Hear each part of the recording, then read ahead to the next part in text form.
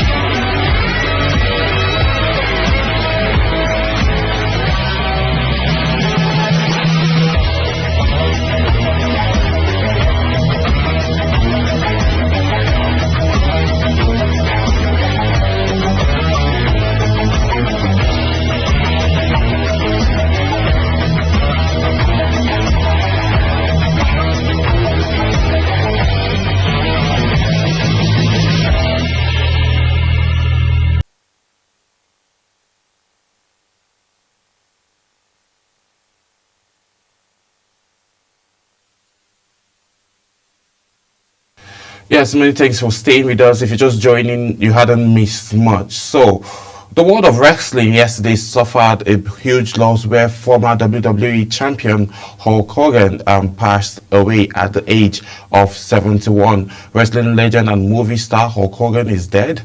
Hulk Hogan was 71 years of age, and this report was broke out by TMZ Sports, who broke the news of his passing, saying he died in his home in Clearwater, Florida, early on Thursday. The report said several police vehicles and EMTs were parked outside his home. Hogan's wife, Sky, had a few weeks ago denied reports that he was in a coma. She claimed that his heart was strong in the aftermath of the recent surgeries he had. Hogan was known for many professions, but the most popular was wrestling. He also starred in movies like Rocky III, No Hold Barred, and Gemini 2, and The New Badge. So the world of entertainment generally will miss Hulk Hogan. Growing up, I used to be I'm still a very big fan of wrestling and a very big fan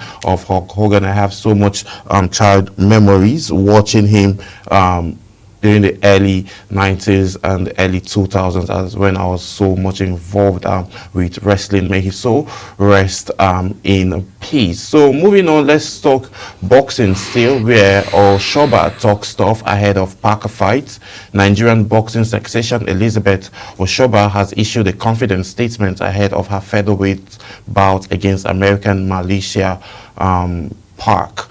The Ogun State-born boxer has said she's more prepared than ever for the August 22nd showdown in Orlando, Florida. The undefeated WBC silver and IBO international featherweight champion, who boasts a perfect record of 7 0 with 5 knockouts will face Parker in Parker, who faced Parker will with 6 wins, 3 draws and 1 loss with 2 knockout punches in what is promised to be a crucial step in her quest for world title unification. The 25-year-old Nigerian's bullish attitude comes on the back of a significant career development, having recently signed a promotion deal with Valuable Promotion, the management company owned by YouTuber celebrity turned boxer Jake Paul. Oshoba is one of Nigeria's finest boxers, and we're expecting to see her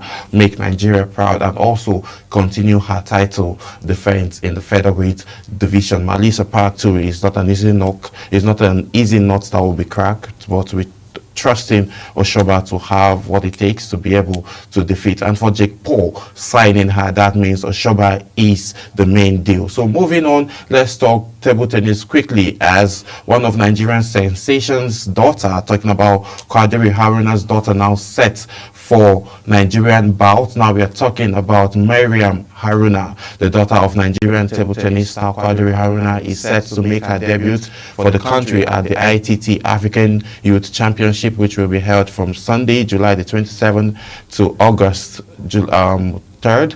Sunday, August the 3rd, at the Molade Okonya Thomas Hall of Teslim Balogun Stadium in Lagos. The young Haruna is listed in Nigeria's under-15 girls team, which will also has Fitmo Ahmed, Chinenye Okafor, and Azizat Shezu. They will battle against other girls from 10 other countries, including Egypt, Tunisia, Uganda, and South Africa. Ahead of the tournament, the 12-year-old, who is coached by her mother, Gareth Haruna, made her WTT contender debut in Lagos State on Wednesday. She showed great potential, securing a solid win over Benin's Ahmed Stacy in Group 15. However, an earlier loss to fellow Nigerian Abosade Ogunsoya meant her narrowly missing out on reaching the main draw. So looking at this now, the trajectory of table tennis is going on well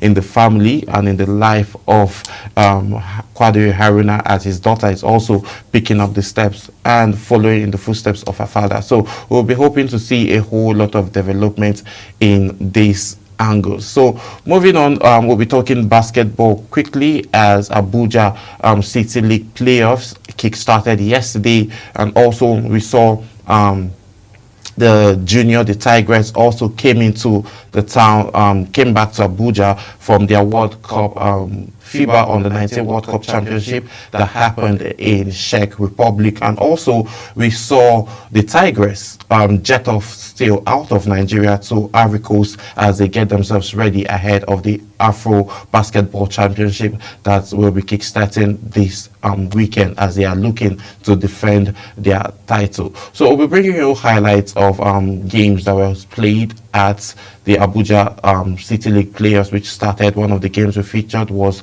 the GBVF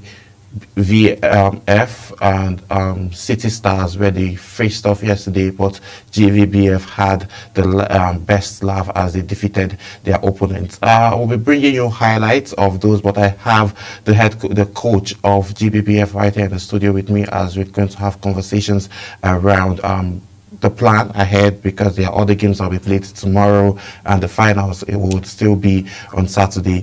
Coach Lawal M. Daddy, good morning. Thank you for joining us on today's edition of Talk Sports. Good morning, sir. Yes. So looking at how the whole transition happened yesterday, we saw picking up, starting from the 3-point line, and also falling short and also picking up the pace again. So what strategy did you have yesterday when all of these games were ongoing?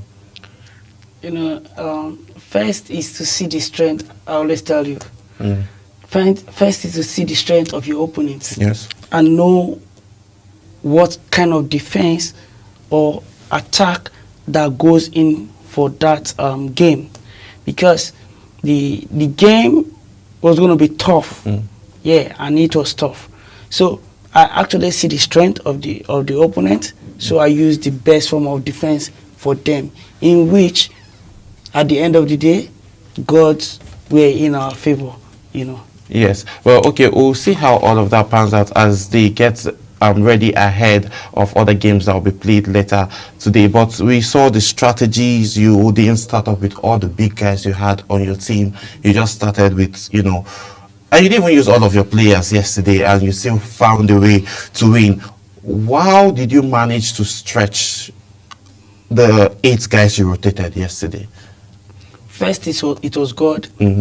And second, it was teamwork. Okay. You know, I'm just a messenger. You know, and I like I said, I watch the team I'm to play because if I'm putting every good player that I have, Yes. and I don't have any good player to come in, it's gonna be a big problem. Okay. You understand? So I need to always be ready to know that if the 5 guys that is going in, if any one of them or 2 people are tired, if I'm bringing in another person, they should be fired too. Okay. They should be on fire. Okay. You know, because it's fire for fire.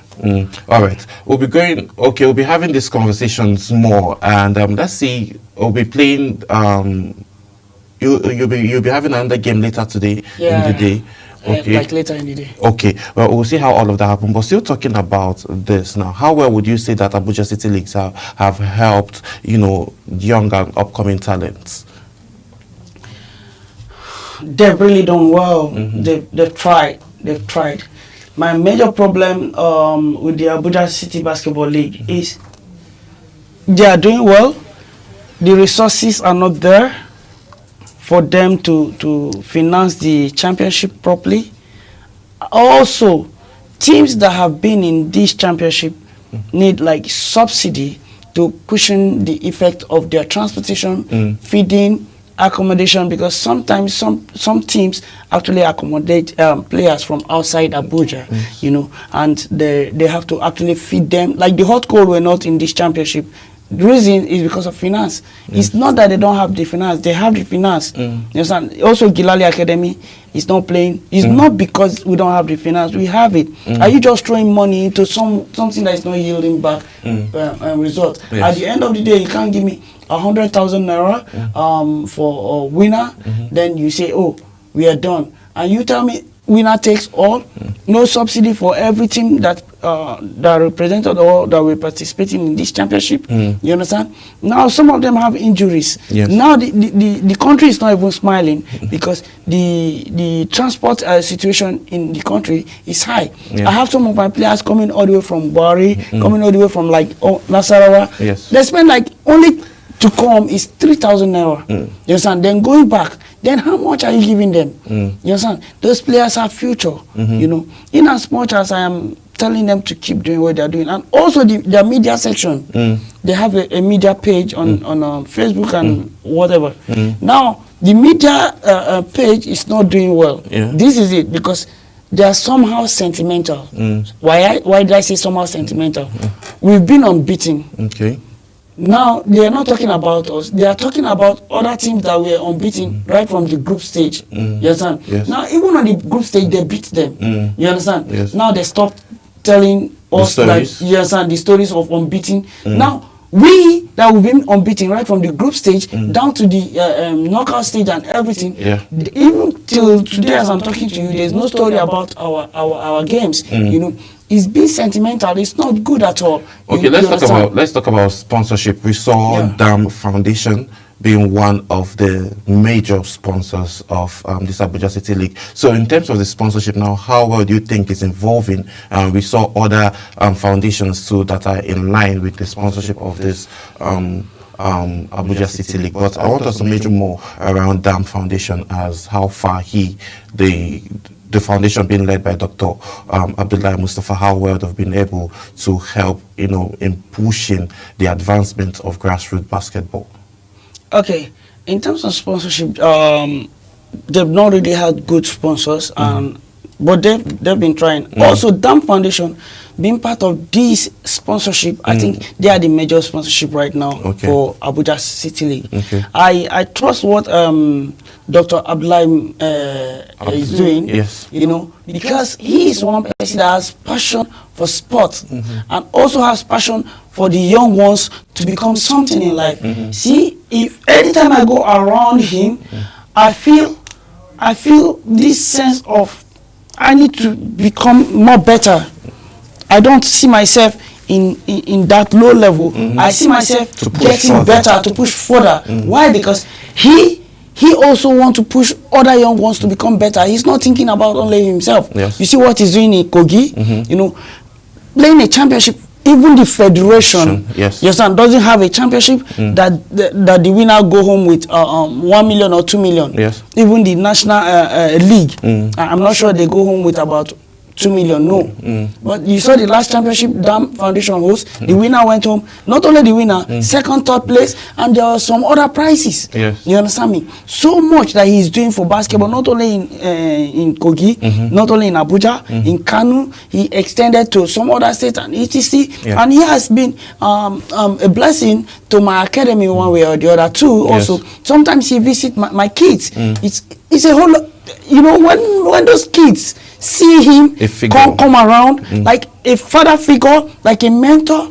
come around to see them, like, wow, such a person, honor them just to come around to come and see them. You see the joy in them. They keep talking about Dr. Mustafa Abdullahi as if there's no other person, but we have people in this country that can do even more better. But he have decided to use his resources to support the future of this country to move forward in a better way, because that's the only way you can actually curb crime. Like 80 to 90% of the crime can be curbed through sports. He's doing so much, and I urge him to keep doing more for these kids. He should never be tired. Sometimes he's not going to be happy with some things, but please, I keep telling him he should just do more, please. Yes, well, looking at it now, Dr. Abdullahi Mustafa is actually a great man. He is the DG of Energy Commission, not just in sporting section. We have seen him also electrifying, you know, Nigerian schools and making sure that the Nigerian schools have renewable energy under the Renewed Hope agenda of President Bola Ahmed Tinubu. He's a true leader and a pure definition of grassroots development, which is one of his major focus. And we've been seeing productive growth in that line, as he is very focused in making sure that the next generation actually emerges and not be nuisance and concerns to the citizens of Nigeria. So we just urge to see more sponsorship come in other sporting activity. Now we have the like of Dr. Abdullahi Mustafa in focusing on basketball, not just in Abuja and not just from his own home state, also extending it to other parts of Nigeria. So if we can see other individuals get themselves involved in arm wrestling, boxing, swimming, badminton, I think the job is not just left for the government alone to do, but also individuals and business and individuals can also get themselves involved with development of sports. We'll still bring you the full clip of the highlights of the game that was played yesterday. But quickly, Coach, before I let you go, what message do you have for the Tigress as they are set to, you know, defend their Afro Basketball Championship? The Tigress, the best message I will just give them is first, staying strong, staying as a team. You know, the coach is actually a team player, and I met her working, and she's like, she just wants the girls to go out there and actually do what they like doing best. And also, these girls are strong girls. They actually being looked up to by the younger ones that are coming up. You saw the under 19. I came to see them when they came back from Czech Republic. You know, that's before their departure. Tomorrow is going to be their first game for the Afro basketball by the special grace of God, and I wish them the best of luck. Okay, what strategies do you think like they should do? You know, this is the second year for Coach Wakama. The first edition she had with the girls, they won it, and then they are looking now to defend it. So we saw the trainings they had at Mo Arena, and they were very, very strategic. So looking at it now, what strategies do you think, because they literally shot from everywhere, and at some point they couldn't miss. So how do you think they would be able to, you know, navigate defenses sticking from the 3-point line? What do you think they can do differently if they take away the shooters? Okay, if they take away the shooters, which is possible, they may take away the shooters. So they have to learn to swing the ball on time and go to the rim, which Wakama was doing even at the training section. Yes. You know, which is very, very good, because sometimes you can't just focus your head on one particular play. Yeah. You know, also the free throw is very, very important for the girls to also score in case they are being fouled and etc. These girls are strong and they can go to the room every time.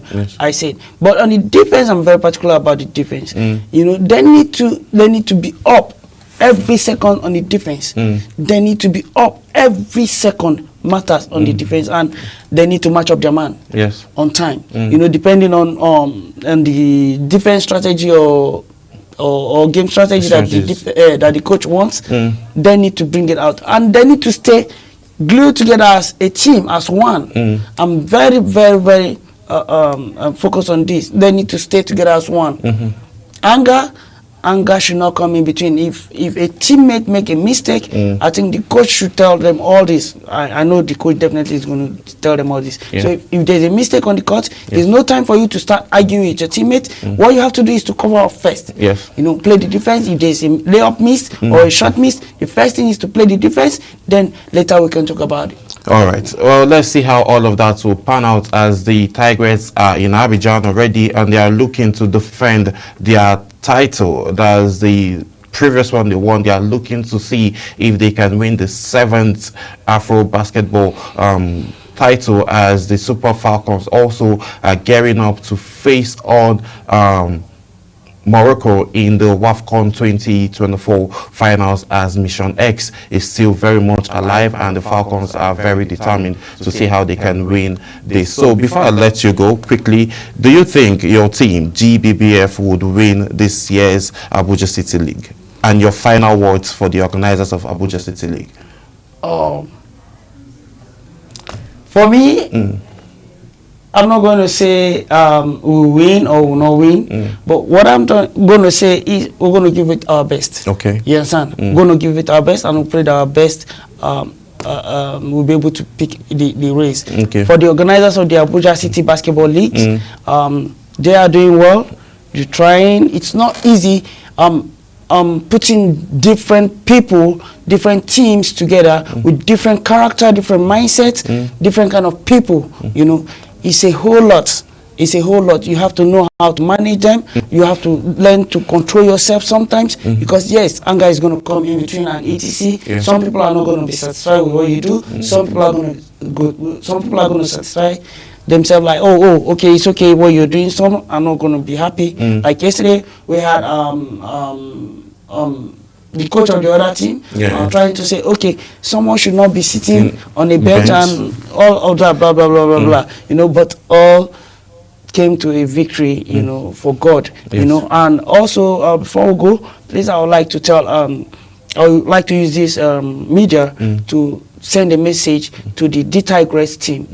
The coach and the management team of the D-Tigress team should do well to help these girls take their phones off. I mean it. The phones should be off. They should take their phones off, because the junior Tigers, the junior Tigers that just came back, if we really watch them, we saw what their phones did to them. You know, they are always focused on the next video they are going to do, how they are going to shake their body on internet and etc. That's what they concentrate on. Well, the coach will be able to manage that, and they'll be able to find a way to, you know, to curtail the use of all those things and have them being focused. So I'm very, very, very focused on that, because I know what I saw, you know, from the under-19 team, you know. That was when they were training before they left. When they were training, when they got to the country they are, they've not even started the championship. Everything was just TikTok, social media thing, you know, and etc. Their mindset need to be more, like about 99.9% of it should be more on the game. The major reason why you see before now they take phones from players is you're not supposed to be communicating with so many people. Okay. You understand? One, and sometimes maybe before your game, there may be a news that you may not like that may change your mood. And it will affect the game. Do you understand? Yes. So like we are talking about the Tigers, it's a senior team. Some of them have boyfriends, some of them have girlfriends, and etc. I'm so sorry to say. Yeah. What I mean is, there may be a news from your boyfriend or something that you don't like. You understand me? And that brings your morale down. Like, it can kill. If you're down, you understand me? If we are like 10 here, it can kill like 8 of us. Because only you're down. Yeah. Before you know it, I'll pick it because you are my guy, you're my friend. And I'm going to pick that energy from you. Someone else is going to pick the energy. And that's how it goes. Makes sense. All right, we'll see how certainly the coaches will be able to find a way to manage the use of telephone so that victory will be ascertained. I want to say a very big thank you to Coach Lawal Mdadi for taking our time to join us on Talk Sport. Thank you, sir. I would let you go so you go get your boys ready ahead of your competition, your game later in the afternoon. Thank you so much. Good luck to you guys. And we'll be going on a very quick break, and then when we return back, Talk Sports continues. Stay with us.